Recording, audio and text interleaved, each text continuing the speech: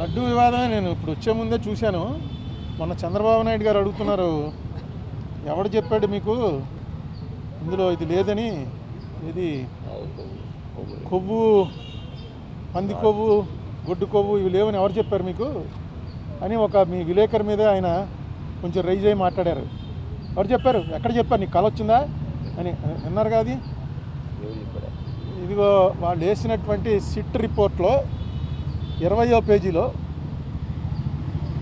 ఏమో ఎంత క్లియర్గా ఉంటే ఎందుచేత చంద్రబాబు నాయుడు గారికి వాళ్ళు ఇచ్చే ఫీడింగ్ సరిగ్గా ఇవ్వలేదో నాకు అర్థం లేదు. 20వ పేజీలో ఒక చిన్న లైన్ ఏంటంటే,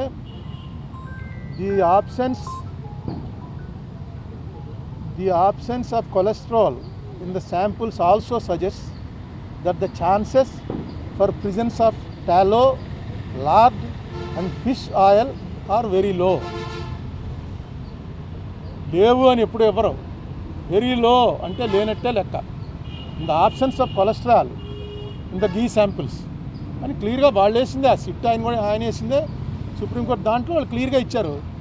అది వీళ్ళు రిలీఫ్ కింద ఫీల్ అవుతున్నారు. ఎందుకంటే వెంకటేశ్వర స్వామి లడ్డూలో ఆవు కొవ్వు, పంది కొవ్వు, చేప నూనె కలిపారు అన్నదే కొంచెం అది చాలామందికి వాంతులు వచ్చే పరిస్థితి అండి. ఎందుకంటే గొడ్డు మాంసం అనేది, మీలో చాలామంది మాంసాహారులు ఉంటారు కానీ గొడ్డు మాంసం అని అనగానే అసలు ఆ ఐడియా డైజెస్ట్ అవ్వదు. నేను చూశాను చాలామందిని, వాళ్ళు హిందూస్ కూడా కాదు, క్రిస్టియన్స్లో ఫ్రెండ్స్ ఉన్నారు, వాళ్ళని కూడా చూశాను. ఎవడో మేము ఒక ఢిల్లీలోనో ఎక్కడ ఎవరో ఇంటికి వెళ్తే కాలాఘోష్ ఖాయగా క్యా అని అడిగాడు. కాలాఘోష్ అంటే అర్థం ఏంటిరా అని నన్ను మావాడు అడిగాడు. అంటే కాలాఘోష్ అంటే గేదె మాంసం ఏంటుందిరా, కాలా అంటే గేదె కదా అని చెప్పి, ఘోష్ అంటే గొడ్డు మాంసం, కాలాఘోష్ అన్నాడు. అనేటప్పటికి గొడ్డు మాంసం పెట్టేశాడు అని వామిటింగ్ వచ్చింది వాడికి. అదేంటే ఎంతండి, నాకేం రాలేదు నీకు వచ్చింది ఏంటంటే గొడ్డు మాంసం ఎలా పెట్టేస్తాడు రాయుడు అంటే, వాడేమో లేదు తింటారా అని అడిగాను, ఇంతే తప్ప పెట్టలేదు అని. నాకు అది చూసి ఆశ్చర్యపోయింది. ఇది జరిగి ఎప్పుడే 40 ఏళ్ళు అయింది. అటువంటిది మాటికి ఇందులో గొడ్డు మాంసం కలిగింది, పంది కొవ్వు కలిసింది, చేప కొవ్వు కలిసిందని. వెంకటేశ్వర స్వామి కదా, వెంకటేశ్వర స్వామి అంటే మనకు ఎవరికి గుర్తుండదు. ఫస్ట్ ఎప్పుడు చూసామో ఇప్పుడు కూడా వెంకటేశ్వర స్వామికి ఉన్నటువంటిది ప్రపంచంలో నాకు ఎక్కడా ఉండదు. ఆ రష్ నేను చూసాను, నార్త్ ఇండియన్స్ వచ్చి చూసి ఏంటిది రోజు కుంభమేళ ఇక్కడని, అంత జనం, అంత వెంకటేశ్వర స్వామి అంటే దాంట్లో అన్నిసార్లు అనకూడదు. అసలు నిజంగా జరిపిన వాళ్ళని శిక్షించడానికి ప్రయారిటీ ఇవ్వాలి. కానీ దీంట్లో నిన్న ఇంకో మాట అన్నాడు ఆయన, నాకు ఆశ్చర్యం వేసింది. ఇది అవినీతి కాదుట, హిందూ మతాన్ని నాశనం చేయటం కోసం పన్నిన కుట్రట. హిందూ మతం నాశనం అవటం, నీ నాశనం ఎవడన్నా చేయగలడా దీన్ని?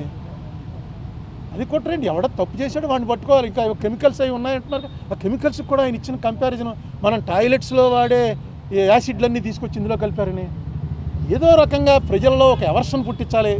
తిరుపతి లడ్డు అంటే అంత టేస్ట్గా తినేవాళ్ళకి ఆ లడ్డు చూడగానే ఇందులో ఏముందోరా బాబు అని అనిపించే భయం కలిగించాలని సీఎం లెవెల్ మనిషి అలా మాట్లాడటం కరెక్టే. ఇప్పుడు నేను సీఎం గారి ఇంటికి వెళ్తే నాకు కప్పులో టీ ఇచ్చారు.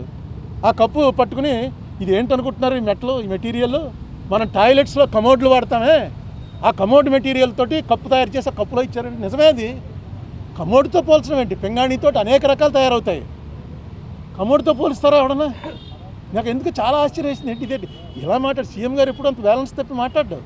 చాలా కాలం నుంచి ఆయన సీఎంగా చూస్తున్నాం కదా, ఎందుకు ఇలా మాట్లాడుతున్నాడు ఏంటి? ఎంత అందులో టాయిలెట్లు కడిగే వాటిని తీసుకొచ్చి కలిపారని. ఇది బ్లాస్ఫమీ అవుతుంది. బ్లాస్ఫమీ అంటే దైవద్రోహం. దయచేసి ఇలాంటి పనులు వద్దు. మీకు రాజకీయంగా ఖర్చు ఉంటే రాజకీయ ఖర్చు తీర్చుకోండి, కేసులు పెట్టండి, మీ చేతిలో పవర్ ఉంది. ఎవరైనా ఇదేంటి వెంకటేశ్వర స్వామి మీద, వెంకటేశ్వర స్వామిని అన్పాపులో, ఎందుకంటే జగన్ క్రిస్టియన్ అనా? జగన్ క్రిస్టియన్ కాబట్టి క్రిస్టియన్స్ అందరూ కూడా వెంకటేశ్వర స్వామికి యాంటీ అయిపోయారా? అసలు ఏ స్ట్రాటజీ మీద వెళ్తున్నారు? బీజేపీ వాళ్ళు కూడా ఇప్పుడు ఇలా మాట్లాడలే. బీజేపీ వాళ్ళు డైరెక్ట్గా మాది హిందూ పార్టీ అని చెప్పుకున్నా సరే వాళ్ళు కూడా ఇప్పుడు ఈ లెవెల్లో మాట్లాడరు. మరి చంద్రబాబు నాయుడు గారు పునరాలోచించండి, ఇది కరెక్ట్ కాదు. మిగతా చాలా విషయాలు ఉన్నాయి, తర్వాత చెప్తాను.